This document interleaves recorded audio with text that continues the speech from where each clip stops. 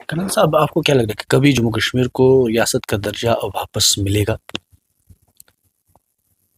देखिए, बिल्कुल मिलेगा। ये मुखालफत कर सकते हैं, ये इस तरह के बयानबाजी से स्टेट को डिले कर सकते हैं। स्टेट भारतीय जनता पार्टी के नेता नरेंद्र मोदी जी ने, अमित शाह जी ने कमिटमेंट करी है, पार्लियामेंट के बाहर भी और अंदर भी। स्टेट तो देना ही है। नाजरीन, आप देख रहे हैं न्यूज 18 नेटवर्क। मैं हूं आपका मेजबान याह्या सुल्तान। नाजरीन, आज हमारे साथ हैं खास मेहमान, बीजेपी के सीनियर लीडर और मेंबर पार्लियामेंट गुलाम अली खटाना। खटाना साहब, न्यूज 18 को वक्त देने के लिए आपका बहुत बहुत शुक्रिया। जी जी, शुक्रिया। उमर अब्दुल्ला ने रिसेंटली कहा कि हमें खैरात में 370 या स्टेटहुड वापस नहीं चाहिए, और साथ में उन्होंने ये भी कहा है कि वो वक्त ही नहीं हो सकता है कि जब हम बीजेपी के साथ अलायंस करेंगे। कांग्रेस हो या नेशनल कॉन्फ्रेंस हो, या बाकी कश्मीर की जमातें हों, ये लोगों के साथ पॉलिटिकल स्टंट खेलते हैं। इन्होंने लोगों को, अवाम को तबाही की तरफ लिया है। इन्होंने कब्रिस्तान भरे हैं। इन्होंने नौजवान बच्चों को स्टोनिंग पे लगाया था। इन्होंने टूरिज्म को खत्म कर दिया था, और यहाँ रोज जनाजे चलते थे और बंद की काल होती थी, कैलेंडर लगता था, और खुद Z++ सिक्योरिटी में रहते हैं जो लोग, एंजॉय करते हैं। पैसा सेंटर से आता रहे, हम हजम करते रहे, कोई पूछे ना, इस तरह का नजरिया है। आज भी ये उन्हीं ख्यालात में रहते हैं। लोगों ने इनको मैंडेट दिया है, ये लोगों में गायब है। ये सिर्फ इधर उधर की बातें करते हैं। आपने देखा, लोगों ने इनको ऑटोनॉमी पे 2/3 मेजॉरिटी थी। इन्होंने उनको ऑटोनॉमी को डस्टबिन में फेंका। कभी कोई पार्टी सेल्फ रूल की बात करती है, ये झूठ बोलते हैं। इन्होंने कश्मीर के नौजवान में दोहरी जहनियत पैदा करी, और उसके लिए कुछ करा नहीं। भारतीय जनता पार्टी ने उसके बरक्स यहाँ अमन लाया, पीस लाया। हमने कब्रिस्तान के बजाय स्कूल भरे, खेल कूद के मैदानों में रौनक लगाई। यहाँ होम स्टे के लिए, यहाँ रेडी फड़ी वाले के लिए, हर तबके के लिए, ओबीसी से लेकर 70 साल इनको ओबीसी कश्मीर का नहीं देखा। ये कोई भी कंस्ट्रक्टिव, इन्होंने कभी जम्मू और कश्मीर में लोगों को लड़वाया, कभी आप इथनिक ग्रुप्स को आपस में, कभी कश्मीरी और नॉन कश्मीरी को, कभी गुजर और पहाड़ी को।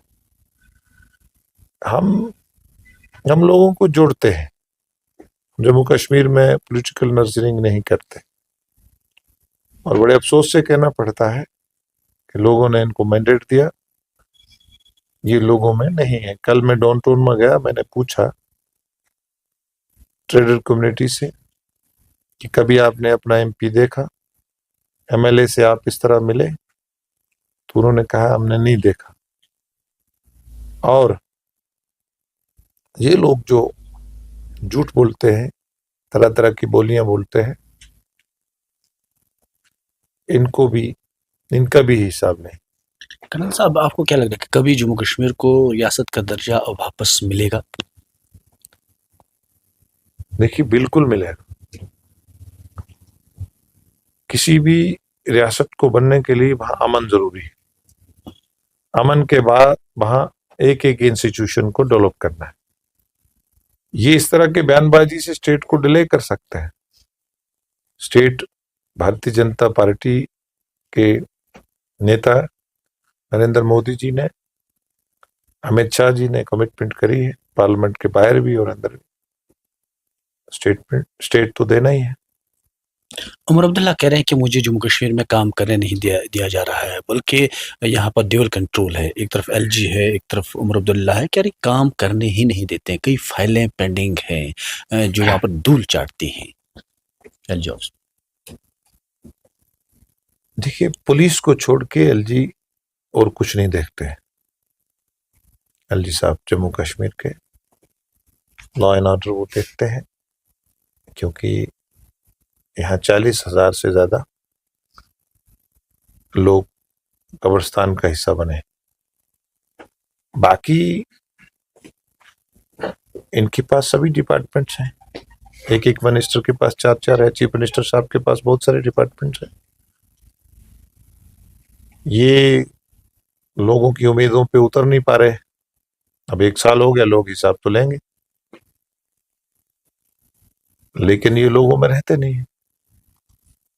ये पुराने जमाने के इनके वो है, इनको हमारी बात समझ नहीं आती। हम लोगों को फूल देते हैं, ये उधर से ही लेते हैं। हमारा वर्क कल्चर डिफरेंट है। ये मैं में जीते हैं, हम में। इनको भी समय लगेगा, इनको लोगों में रहना चाहिए, लोगों के काम करने चाहिए। अब कितना लोगों को बेवकूफ बनाएंगे? वो उस चीज के लिए क्यों बेवकूफ बनाते हैं जो ये कर नहीं सकते? जितना इनके पास पावर है वो तो करना चाहिए ना। खरान साहब, अगर पीडीपी की बात करें, पीडीपी कह रहे हैं कि हर बयानबाजी जो इसकी होती है महबूबा जी, कि वो कह रहे हैं कि जम्मू कश्मीर की तबाही के लिए बीजेपी जिम्मेदार है। अब उनको भी सियासी तौर पे जिंदा रहना, तो अब जब वो सत्ता में होते हैं तो पता नहीं क्या बयान देते हैं, जब सत्ता के बाहर होते हैं तो इस तरह के बयान देते हैं। उनको कभी किसान ज्यादा आ जाते हैं, कभी कुछ आते हैं। तो अपनी पॉलिटिकल अपने आप को कैसे सरवाइव किया जाए, उसके लिए मुझे लगता है वो इस तरह की बातें करते हैं। ज्यादातर लोग इनकी बात को लेते नहीं है। इन्होंने कुछ लोग रखे हैं सोशल मीडिया के लिए, फेक अकाउंट बना के वो क्रिटिसाइज करते हैं लोगों का नैरेटिव चेंज करने के लिए। लेकिन ज्यादातर कश्मीर के अवाम इनकी बातों को सीरियस लेना छोड़ देंगे अगर ये लोगों में नहीं रहे। आपको लग रहा है आने वाले वक्त में जम्मू कश्मीर में कमल खिल सकता है, कभी बीजेपी की सरकार फुल मेजॉरिटी में आ सकती है? क्या ऐसा कुछ हो सकता है? आपने देखा होगा कि भारतीय जनता पार्टी के खिलाफ इन्होंने किस तरह एक नफरत खड़ी करी थी। ये फतवाहत देते थे उसके कैडर के खिलाफ, किस तरह हमारे कैडर को। अब तो कश्मीर के लोग, जम्मू के लोग, देश के लोग उसको एक अल्टरनेट समझते हैं भारतीय जनता पार्टी। भारतीय जनता पार्टी ने ये 70% मुसलमान है जम्मू कश्मीर, एक कम्युनिटी के लोग। हमने यहाँ इनको 5 लाख का कार्ड दिया है, चपरासी से लेकर चीफ मिनिस्टर तक, देश में कहीं नहीं है। हम प्रैक्टिकली काम करते हैं, ये नैरेटिव में जीते हैं। रिसेंटली आपने कहा कि मुझे भी मकान नहीं दिया स्टेट गवर्नमेंट यूटी रोड। अब चीफ मिनिस्टर साहब का डिस्क्रिप्शन है, तो कहते मैंने तो ये सुना है सोर्सेज से कि एमएलए और एमपीस का को चीफ मिनिस्टर की डिस्क्रिप्शन पे ही मिलता है, वो इंटाइटल नहीं है। अब ये इनके सबके 2-2 मकान हैं, और जो टॉप की कोठियां हैं अफसरों और इन सब के पास हैं, तो हमें नहीं भी देंगे। हम कहीं हमारी एक्टिविटी को कश्मीर में रोक नहीं सकते। हम कहीं टेंट वेंट लगाएंगे, उसमें काम करेंगे, काम थोड़ी रोक सकते हैं। अब राज्यसभा के 4 नशस्तों पर जो है इलेक्शन होने वाले हैं, वही अगर हम असेंबली की बात करेंगे 2 जगहों पर हैं, तो क्या लग रहा है कि बीजेपी 4 नशस्तों पर इलेक्शन लड़ सकती है, या उनकी जीत हो सकती है, या कुछ और अलायंस? देखिए, भारतीय जनता पार्टी दुनिया की सबसे बड़ी पार्टी है, कैडर बेस्ड पार्टी है। इसमें ये मैंने होता है कि पार्टी का प्रेसिडेंट ही डिसाइड करता है, इसमें ऐसा नहीं होता। ये इसमें पार्लियामेंट्री बोर्ड होता है, और नीचे से जिलों से और फिर स्टेट से नाम जाते हैं, और ऑब्वियसली एक बड़ी पॉलिटिकल पार्टी के नाते इलेक्शंस में पार्टिसिपेशन करते हैं, वो असेंबली के हों या दूसरे हों। इलेक्शन कमीशन ऑफ इंडिया ने राज्यसभा के लिए भी नोटिफिकेशन निकाला है और असेंबली के लिए भी निकाला है। पार्लियामेंट्री बोर्ड तय करेगा किसको किस पे लड़ना है। थैंक यू, बहुत बहुत शुक्रिया बात करने। तो ये थे मेंबर पार्लियामेंट गुलाम अली खड़ाना साहब, जिन्होंने कहा कि जम्मू कश्मीर की तामीर तरक्की उनकी अवलीन तरजीहात में शामिल है और आने वाले वक्त में जम्मू कश्मीर में मजीद तब्दीलियां देखने को मिलेंगी। नेटवर्क 18 के लिए याह्या सुल्तान।